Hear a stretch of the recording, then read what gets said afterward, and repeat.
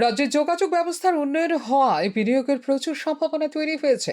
রাজ্যে রাবার, আগর, আনারস এবং বাঁশ ভিত্তিক শিল্প স্থাপনে বিনিয়োগকারীদের আকৃষ্ট করতে হবে।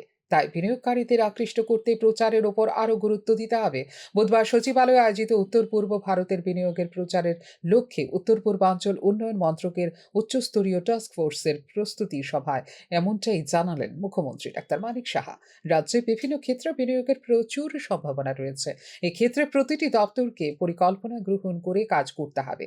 রাজ্য সরকার বিনিয়োগকারীদের সুবিধা প্রদানে ল্যান্ড রিফর্মস সহ ইজ অফ ডুইং বিজনেসের ওপর গুরুত্ব আরোপ করেছে বলেও জানিয়েছেন মুখ্যমন্ত্রী ডাক্তার মানিক সাহা। রাজ্যে পর্যটন ক্ষেত্রে বিনিয়োগের উজ্জ্বল সম্ভাবনা রয়েছে। পর্যটন ক্ষেত্রে বিনিয়োগের লক্ষ্যে প্রচার ও প্রসারের ওপর গুরুত্ব দিতে হবে।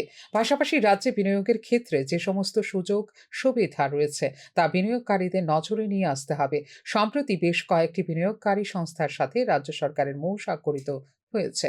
বিনিয়োগকারী সংস্থার সাথে মৌ স্বাক্ষরিত হলেও তা বাস্তবায়নের গুরুত্ব আরোপ করতে হবে বলেও এদিন জানিয়েছেন মুখ্যমন্ত্রী ডাক্তার মানিক সাহা। উল্লেখ করা যেতে পারে ২১ ডিসেম্বর ২০২৪ সালে আগরতলায় অনুষ্ঠিত উত্তর পূর্বাঞ্চল পর্ষদের ৭২তম প্লেনারি বৈঠকে গৃহীত হয় এই উচ্চস্তরীয় টাস্ক ফোর্স গঠনের সিদ্ধান্ত।